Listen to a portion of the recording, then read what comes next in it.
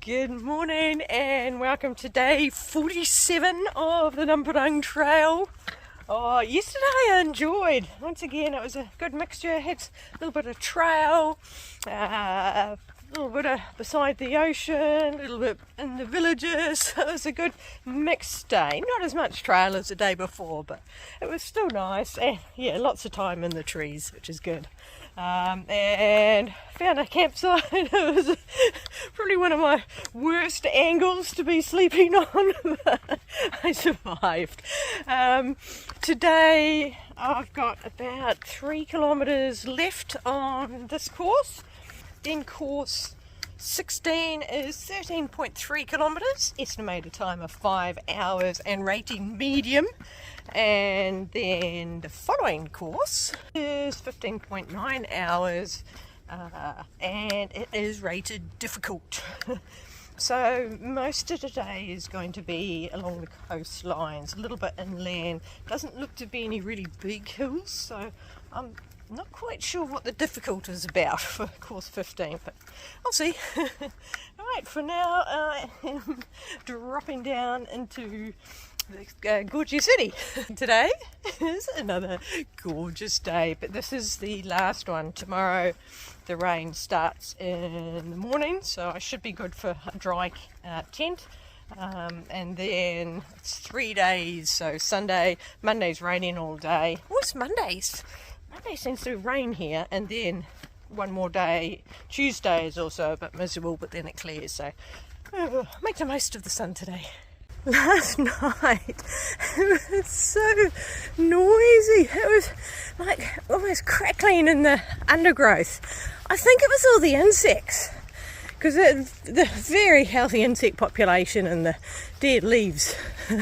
That's why I have to be very careful keeping my tent zipped up, otherwise I get all sorts getting in. And yeah, it's just this crackle, crackle, crackle constantly all around me.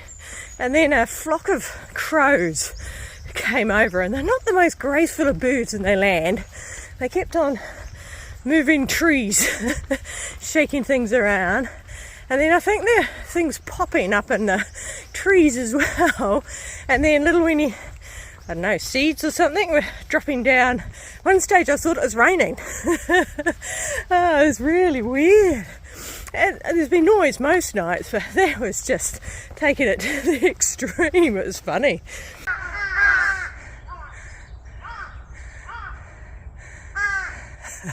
Noisy crows.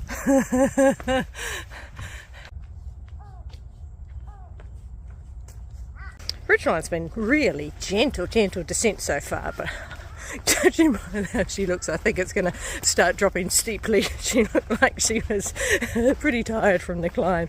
There's quite a few people out, but it is a Saturday, so she's the third one I've seen today. Looks like a good view. I might just go up here. So that is Gorgeous City. And the port, can't quite see through the trees. A bit steeper now, and I've got Music Man right up behind me.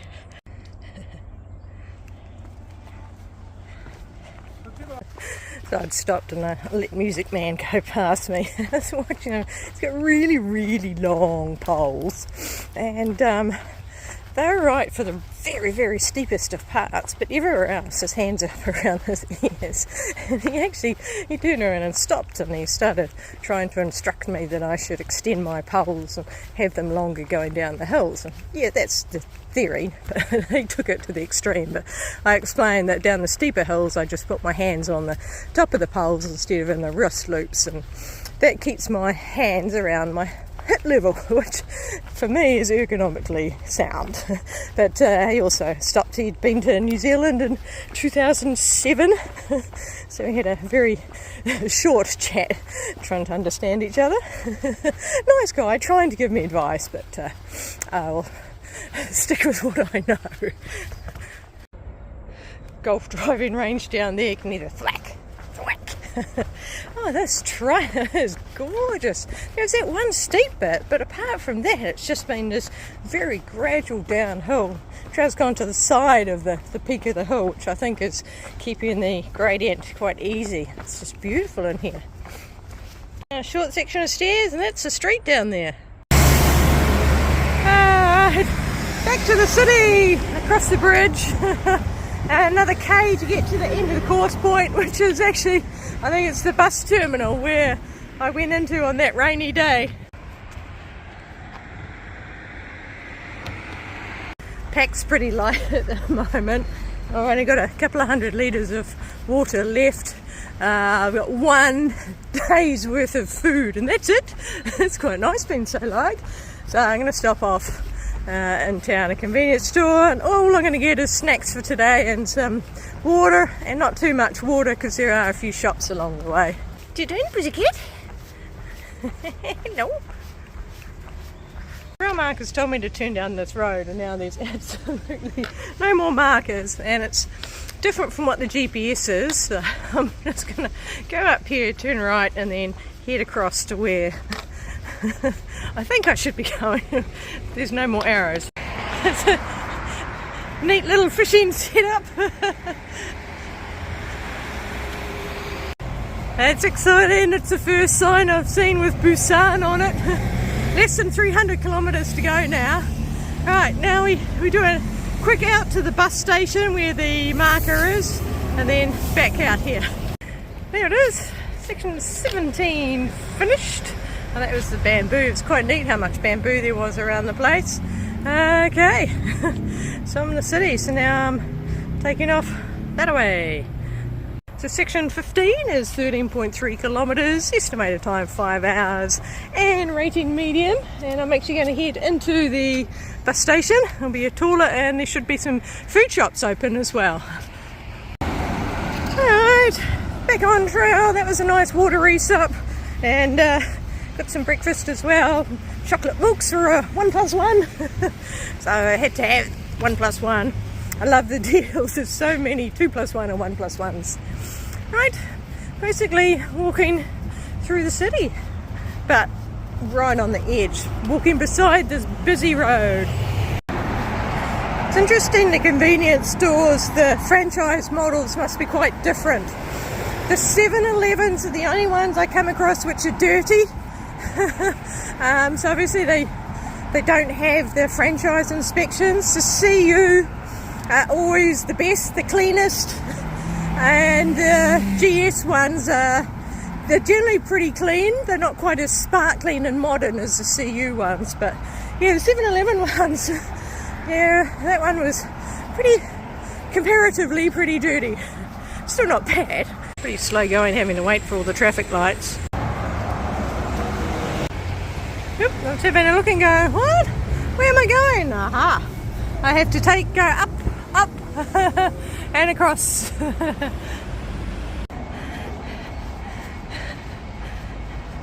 We left the bulk of the city enough that there's no more footpath. Now onto some roads. So a lot of people know Samsung for their electronics, but they also do a fair bit of other things as well here in Korea. It's a massive group. Looks so beautiful and natural and peaceful compared to that. Most drivers probably never know it's there.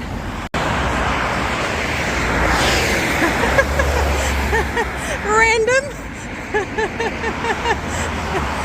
I don't know why these are here. There's nothing else around. I'm now walking on this really busy road.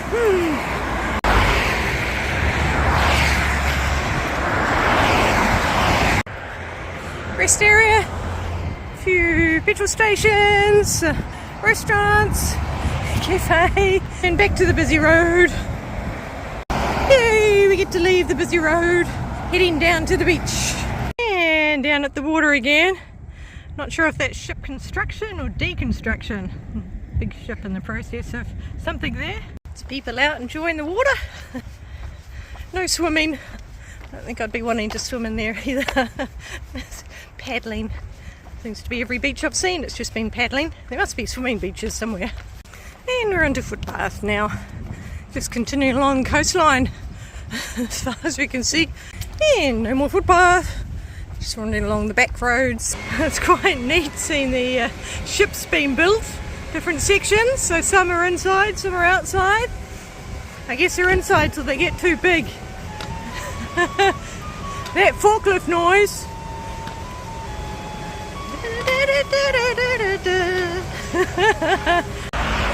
Right, and footpath now. I could quite easily go around. Under the motorway, got nice murals on both sides. A lot of artwork along here.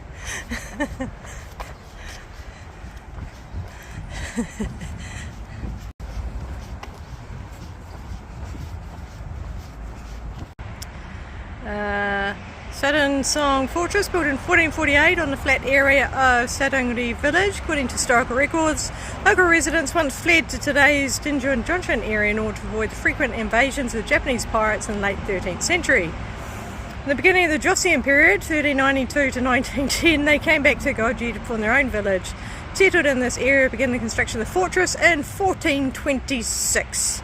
It was completed in 1448. It took a while, and the walled town served military and administrative functions till a new fortress in today's Gyeongdong area was built. So it's 996 in perimeter, 5 metres high, 5 metre wide walls. Wow. Of course, there's 4 main gates. Okay, that is the fortress. For some reason, all along this road, the buses and trucks parked. Only the walls of the fortress are left now.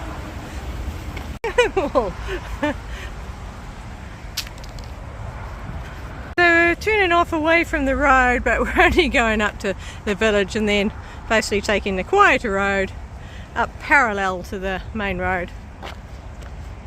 So these are the seedlings for the crop, and they grow them really close together, and then they'll take them out and then they'll spread them out at the proper distance amongst all the other fields. Don't usually see these because they're on the top of the pine trees, but these are little baby ones are growing. Seems very dry up here. Haven't gained that much altitude, just very different. These are pretty. Ah, beautiful, we're in the trees again. Hey, we've got a little update.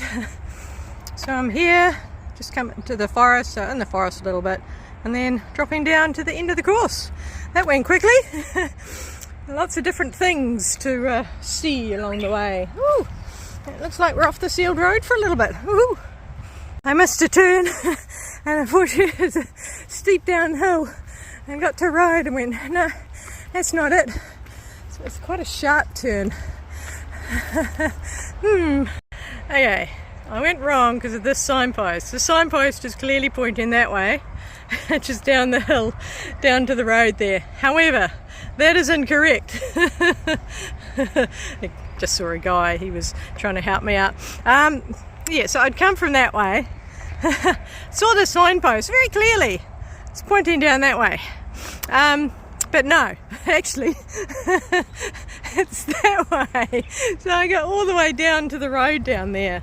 Went, no, this isn't right, and so I came back up. So yeah, so that sign looks like it's actually been bent a couple of times. So yeah, right. Continue up the hill. Alright, I've bent the sign, I've fixed it, so now it's pointing the right way. It's a good climb. Could keep going all the way up to the hill. I think I'll follow the blue arrow and go this way. Alright, now we are dropping down on a track. Just checking the sign's not bent this time. Alright, so dropping down to the village and 730 metres and 2.61 till the end of the course. And another sign. I would be better off investing the money of these big signs into a few more arrows. Little weeny arrows at convenient intersections, and then ribbons as confirmation once you've turned. Alright, still dropping down. Back down at the road, but don't have to walk on it. Wrong way again. I got here and I saw a bridge, went, oh, that'll be where we cross. But no. Actually around here there's an arrow and we go this way.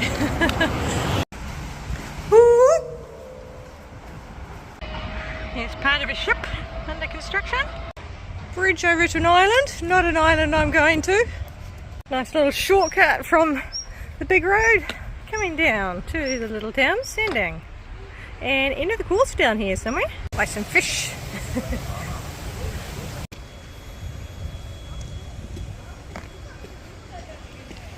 Just had lunch at the Whale Cafe. Had a blueberry smoothie that they had the most blueberries of any smoothie. There wasn't much else. It was gorgeous. And a brownie and chocolate, which is nice. I checked the internet and the weather was forecast for late Sunday, Monday is now all day Sunday and fine on Monday. So I am changing and going to check into a motel tonight and have my rest day tomorrow. So tonight means Saturday, rest day on Sunday while it's raining, then continue, and this will be my last rest day. So I've got 250 kilometres to go. So still waiting to see where the course changeover sign is. I had a really good look in the town. Ooh, I see a sign, I'll see if we've changed or not. Ooh, convenience store, which I do not need. Filled up with water at the cafe. Alright. So that sign didn't help, didn't tell me if I'm still on the same course or not. I assume maybe the sign's just up ahead. If I don't see it the next 200 metres, then I'll assume I've changed. This is pretty. Well, apart from the... don't look down at the rubbish. Here it is! Here's the course changeover. Alright, course 16 is complete. It was alright. Interesting, a whole lot of different things to look at. Okay, so course 15 is 15.9 kilometres, time of 6 hours, and rating of difficult. Not quite sure why it's difficult, but we shall see. And the city where I'm stopping, I've already booked a motel, is right at the end of the course change. Part of town I came through was more old school, the older style fish restaurants and all of that. Looking ahead, looks like cafe after cafe after cafe. I think this is the more modern tourist part. There's a holiday here tomorrow, I think it is. And a lot of the motels were booked out. They all said sold out, so the range is a lot more limited than normal.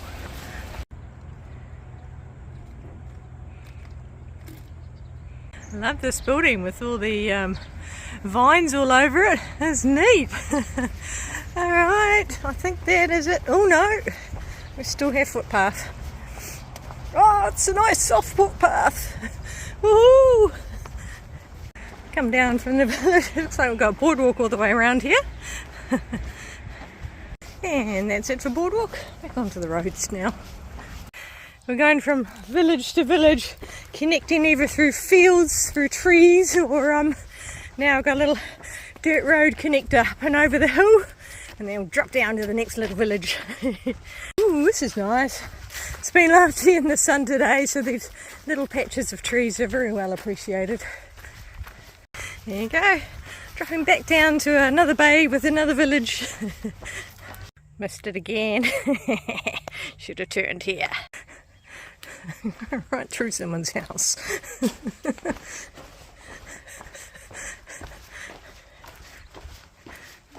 Out of that village. Now up and over the hill, round to the next bay and village. Ooh, looks like a bigger hill to get over this time. Been on the dirt road, and now we're off into single track just to climb the last little bit of the hill. Ooh, maybe uphill, but it's in the shade, so it's good. Oh, I can see the bridge. Signpost is completely demolished. There's no markers in either direction, so map as well. Map again. Okay, it is this way. Whoa! Bridge is 900 metres away.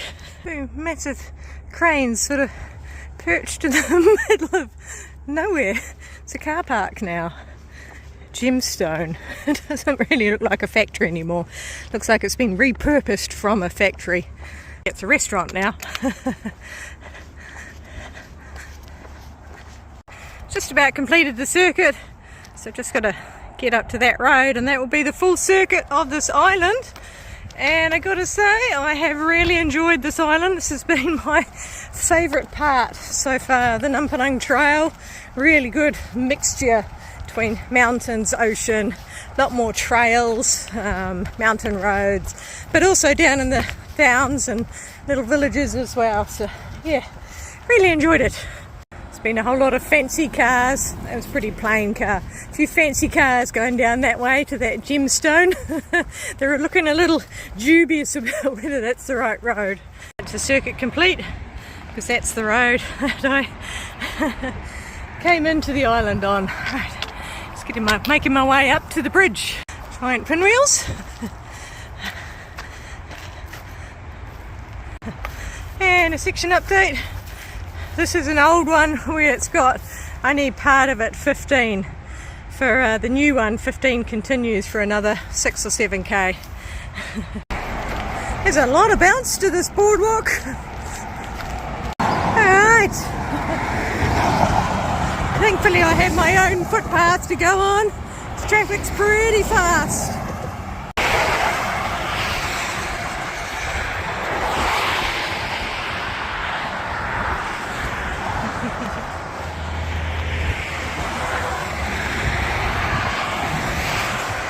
Back on the mainland. Heading down to get under the bridge. Interesting picnic spot. Okay, so this is the actual 15. So I've already done this. I'm here. So just making my way around to here. And my motel is right in there. We've come up the hill. And now we're going to go back over the other side of the motorway. The size of all those shelves. Alright, this way. Yeah, very melted chocolate bar. Yuck. Up and over the hill, not quite to a little fishing village. Funny thing is though, it's just these apartment buildings and then not much else around. There doesn't seem to be shops that support them. Feels a bit more like in the backcountry again. And heading back down to the coast before climbing back up again. Came down from over there, did a loop and a loop. Alright, I think I've got about 3k to go. That lady is manually putting the holes in the shells and then threading them. A massive pile of shells in front of the poor lady. Oh dear. Just so curious what the purpose is. Why they go to all the trouble of putting holes in and stringing them.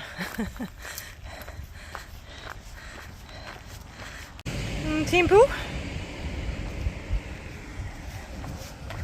I think that is the edge of the city. Alright. This is a really narrow road, fairly busy too. It's quite a busy road, there's not much room on the side of the road for me. Making fortress walls out of the shells. There's the city, my end point for the day. Just gotta get round to it. Ooh, footpath has started. Nice to get off the narrow shoulder road. The little seedlings I was talking about. And last hill of the day. The clever thing I haven't shown is on the road you get these, and this is where the pipes are underneath. It's quite a clever idea, and it also has them at junctions as well, so you know exactly where the junctions are. And the other funny thing is a lot of the cars have these foam blocks on the doors, so when they open their door they don't hit other cars. And that's the end of section 15. Oh, that sun's quite bright. Section 14 is 13.8 kilometres, estimated time of 4 hours, and rating of medium.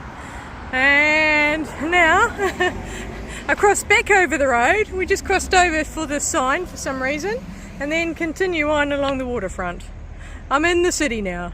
It's amazing how much of a difference having this rubbery surface makes. It just makes it so much more comfortable. It's got a cool mural. This walkway's been doing a countdown, so 900 metres now. I think I'm about to head in. This is where I'm going to go. Off trail. It's like a quite neat market in there, and my motel's just one block back. Here we go. Here's my motel for the next 2 nights. Quite comfy. It's bigger than a lot of the other ones have been. Nice modern bathroom.